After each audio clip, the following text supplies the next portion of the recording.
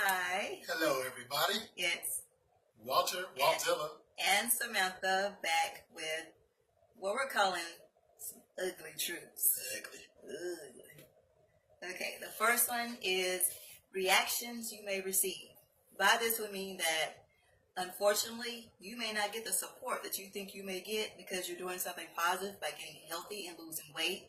And your spouse, your family members may say negative things about you. They may not support you. Yeah, everybody that you see on Facebook and fitness groups in life, they'll see you. They'll say you too big, you too small, you work out too much. But the main thing is to focus on the journey and not get caught up with other people are saying. Because the truth of the matter is that you're basically causing them to be jealous because you're doing what they are not doing. Or they may be convicted that they need to get healthy themselves. So that's some things you may expect. And also, as you get smaller, first before I say this, you're beautiful even if you have weight on your body. You're handsome even if you have weight on your body, but some people prefer smaller people. So as you start losing weight, you can expect some unwanted advances, some comments, some people looking and gawking. So be prepared, especially if you're in a relationship or married. Yeah, I say it all the time, and no other way to put it. Sexiness happens when you get big. So, husbands love your wives love your husband, but no, they will get some extra attention. Make sure you give them the extra attention, but they'll be lookers, they'll be comments. Yes. Number two, we would have to say is that sometimes when you're working out, you're not going to like your body. And it's going to look weird. You may lose some boobs or your chest might sag or lose a booty. Weird things happen. You may look like you're melting. It may look worse before it gets better. And not only that a lot of us, we don't have the money to go out and buy clothes. So sometimes your clothes will make you look bigger. Like this shirt is a little bit bigger and it's not always flattering at certain angles. And it happens sometimes and it's frustrating. But know that can happen. Now, on the flip side, like with me, I've lost 80 pounds over the last month. I'm still losing. So I have this shirt because it looks good as you see the shoulders and stuff, but I'm still losing weight. So I'm pulling out because I still got a gut. It's part of the process. Like, I got a gut. I got muscle coming in. But it's all part of the process. But it's better this than to keep the weight on. And one of the things we hear a lot is, which will be number, what are we on, 3? 3. Yes. Is that I don't have energy. Guess what? The truth is, if you're overweight, if you're unhealthy, you are not going to have energy.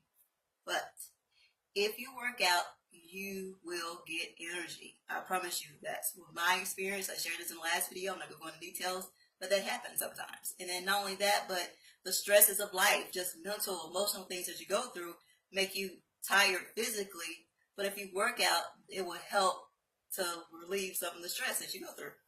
Yeah, and like when you come to energy, part of the thing I've done, I've recorded a lot of my journey. And when I look at the old videos, I see me huffing and puffing. I'm like, because it's challenging. But as you do it every day, you get consistency. You get a little more energy. And also to add with energy, and we're not going to touch it, but as you change the way you eat, work out, you get more energy. Okay, yeah. Now, this may shock you. Number 4. You may see all the posts and all the videos of people working out, but guess what? Sometimes you may not want to work out. I've had that to happen. He's had that to happen. Just because you don't want to work out does not mean you shouldn't. That may be the very day that you need to work out because you may be stressed out. So find something you may like to do, like walking or playing sports, or even do a shorter, smaller workout. Yeah, and like me, I call it I have just a whole different assortment, about 5, 10, 15 different exercises I can do because I get burnt down in the weight room. I get burnt out walking. I get burnt out jump roping. So I do different activities to have variety. Okay. Now, this is number 5. My husband's telling me because if he starts going longer, I may hit him. You may see that. Like, okay, that's all right. Number 5 is that you have to know that we are all on different levels and our bodies respond differently to things. Some people don't like that term, but that's the truth. That's why they have easy, hard, advanced levels. And with that, I want you to know that somebody may lose weight quicker than you.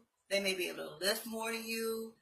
A lot of things can happen, but when you compare and start saying, oh man, they walked a mile and only walked like half a mile, then you're going to get discouraged. So that's why we want you to be aware of this, that they're on different levels, and you will eventually get there too. It's like size doesn't matter. Let's say that size a lot of times does not matter.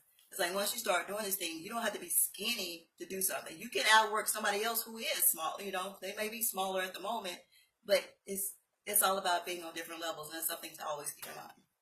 And just one point with that, you just know that everybody has a beginning point. So you might be seeing somebody advanced level, somebody 5, 10 years in, somebody been doing this for a while, but you're just beginning. You know, a lot of people watch this are just beginning. So don't be hard on yourself. Be patient. You're just starting. Yeah. Okay, so number 6. Soreness. It's going to happen. It's going to happen if you're first starting out. You're not used to it. You may get sore. Also, if you overdo it, you're going to get sore. But here's the thing about soreness. Sometimes it's also a sign that what you're doing is working. Like, especially if you're tearing up your muscles. He can speak to about tearing up muscles and all those kind of things, because I don't know all those terms. I'm not going to lie. But one of the things that you can do if you're sore is you can walk. Like in the beginning, I got very sore, but I found that walking helps to stretch out my muscles and to help me feel better and to relieve the soreness. You may do yin yoga, which I learned about, that you can do, as well as some other form of stretching, or just work a different body part, or do a lighter workout. Let me just be real. I'm 38 years old. Some people watching, you might be a little bit older. Don't be afraid to use some icy hot if you're really sore. Take Tylenol. Use not the all the stuff time. that don't sting. Don't be like Walter. Yeah, look it up. After cream commercial, don't smell like Walter. But take a hot bath, soak your muscles, take care of your body as you're working out. But like she said, it's going to happen. You're tearing down your muscles. You're building up. Part of the process is soreness. Right. So with that comes number 7. Overtraining or overtraining body parts. Now, we're not talking about power lifters and CrossFit people, because y'all on a whole nother level. Now, sometimes I know it's some truth to how you train to build muscles that you might have to overdo it, but we're not talking about that per se. What we're talking about is people who are starting out and they overdo it because they think they have to do all these things. I got to lose this weight, got to get all this off. So let me walk, let me run, let me do this DVD, and they're working out every day of the week, never take any time off. Don't be tempted to do that, because sometimes you can do more harm than good. You can injure yourself, and you're trying to be so aggressive with your workout can backfire. And I say this, when it comes to overtraining, be aware of the burnout. That over the last 15 years of me getting fat, because every time she could tell you, I'll be in this house, I'll be doing my horse workout, when I'm doing this, and I'm lifting heavyweight, and I'm in the gym, and I get tired, and I give up, because it's too much. Because that can happen. It's like, that's the end result of overdoing it. You burn out, and you give up. So that's something to keep in mind. And we would say number 8 with that is the opposite. Undertraining, not working out enough. And for some of you, depending on where you are in this journey, you may have to work out more days. 3 days may not cut it. You may have to do 4 or 5. You may have to do twice a day or a longer workout or something more intense. So keep that in mind if you're not seeing the results that you need. And also, sometimes if you do the same thing over and over again, your body gets used to it. So try to switch it up every 30 days. Yeah, variety is the spice of life. When it comes to undertraining, I tell you, if I look to the left of this room, my wife has 5-pound dumbbell, 10-pound, 20-pound dumbbell, because she realized that she had to build up and not just do the same thing over and over. Yeah. And our last lovely tip, ugly truth is, life happens. What do we mean by that? You may unfortunately get hurt, like we were talking about the soreness and overtraining. Like last year, he hurt his back, and that slowed him down.